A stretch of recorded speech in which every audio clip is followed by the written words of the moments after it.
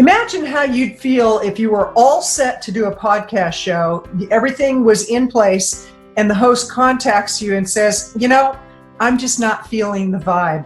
I really don't want to interview you. How would you respond? Hi, this is Kathleen Gage with Power Up for Profits and the 100 Club, where we work with experts who want to secure 100 podcast interviews in record time.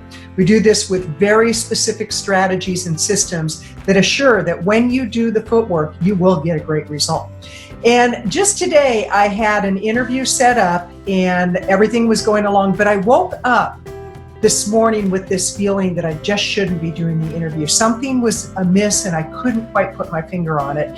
And lo and behold, after I did my morning process, I do what's called the 20-20-20 based on the 5 a.m. Club by Robin Sharma. And when I got into my email, the first email I got was from the host saying, I'm just not feeling the vibe. I'm going to cancel the interview. In a nutshell, it was like that. And in the past, I would have been devastated. In the past, I would have thought, what did I do wrong? What could I have done differently? Oh, maybe I need to tone it down or whatever it was. I wasn't even sure what it was. There was no reason other than both of us were feeling the same thing. And actually, I was relieved. What I did, rather than stress over it, I said, thank you. I was feeling the same way, wishing you the very best. And I went on a hike with my dogs. We went on, actually, there were 4 of us taking 5 dogs out on a hike for about 4 miles. It was beautiful. And it was a great way to use the time that otherwise would have been used for an interview that just wasn't working. Now, what's interesting is for all outward appearances, it seemed like it was a great fit. The host is very professional. She has a wonderful show. I have clients who have been on her show. They've been interviewed by her. I have colleagues who have been interviewed by her. And so it all seemed like it was a great fit, but something was gnawing at me and nagging at me, and it was the same for her. And rather than us trying to fit a square peg in a round hole, we just said, let's not do this. Now, in the time that I've been doing podcast interviews, and it's been a lot of years, a good 15 years I've been doing podcast interviews, 10 or 15, and I've done radio, traditional radio before that. I've done hundreds upon hundreds of interviews. This is the first time this has occurred. And again, in the past, I would have been devastated. And I know that people that are new to podcasting, they think that everybody should bring them on their show, or they try to figure out, well, why am I not a fit for this show? When sometimes it's just not a fit. And what you have to do is just have the attitude of, okay, I'm going to give the best information I can. I'm going to be prepared as possible. And if you watch some of my other videos, you'll see what you need to do to prepare. You need your bio, you need your media page, you need an introduction, you need a short intro when you first reach out to the host. Don't send them everything. And some hosts even prefer that you send an expert one sheet. There's plenty of videos where I explain what all of this is. And yet, even with all of that, sometimes it's not a fit. The way to get around it is, first of all, to know that you are an expert and you're not going to be a fit for everybody.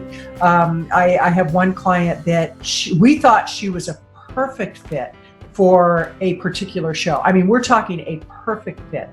And they turned her down. And her response, next, because she knows that she has something to offer to the right host. And again, it's not that it's the host is wrong, it's just it's not a fit. So the way to minimize things like this happening is, one, go with your gut, because I really did feel something was off and I couldn't quite put my finger on it. And what I think it was is when we set up the date for me to do the interview, the host said, podcasting can be great for your business. I'd like to talk to you about the coaching packages that we offer. And I said, well, actually, that's what I teach my clients. And I've done hundreds, maybe even thousands of interviews. So I don't really think I'm a fit for that.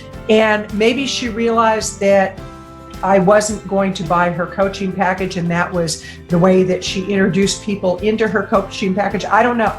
I can play games with my head all day long. I can try to figure it out. The reality is it just wasn't a fit.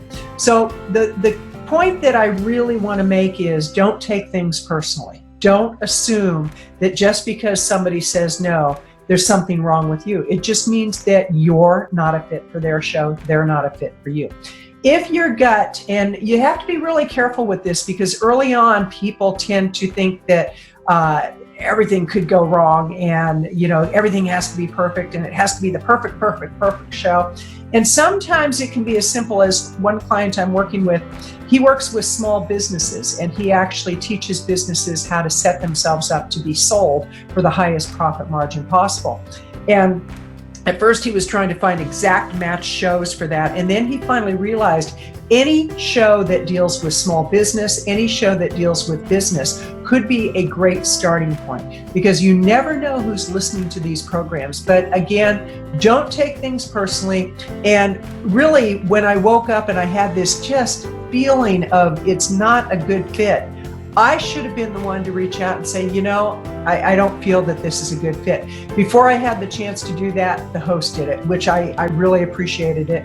And I told her so. I said, great, because I'm feeling the same way. So again, I really encourage you, look at how you're laying your foundation.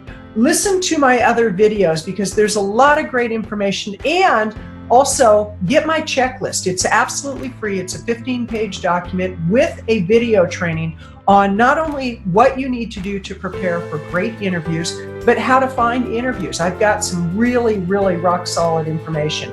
All you need to do is go to powerupforprofits.com/checklist. Just look at the link below and click the link below in the description, powerupforprofits.com/checklist. And if you're interested in the 100 Club, about every 6 weeks I've been offering it, and they're getting better and better and better.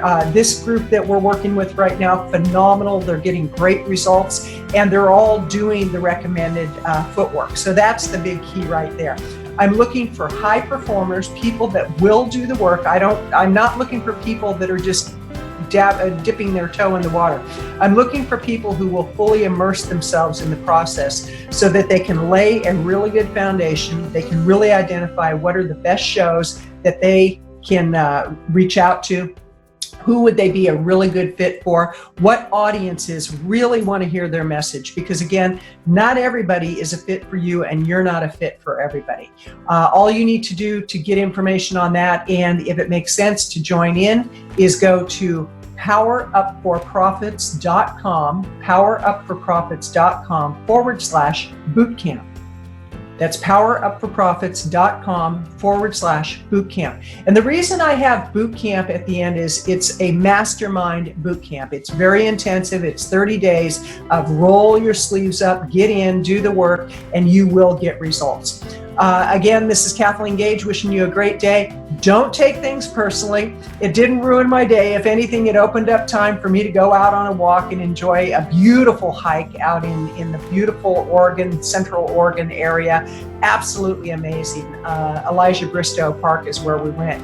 And the dogs loved it. Everybody I was with loved it. And I came back with just a great perspective of what a teaching moment. This is a great teaching moment. Go out, get lots of interviews, and have a great day.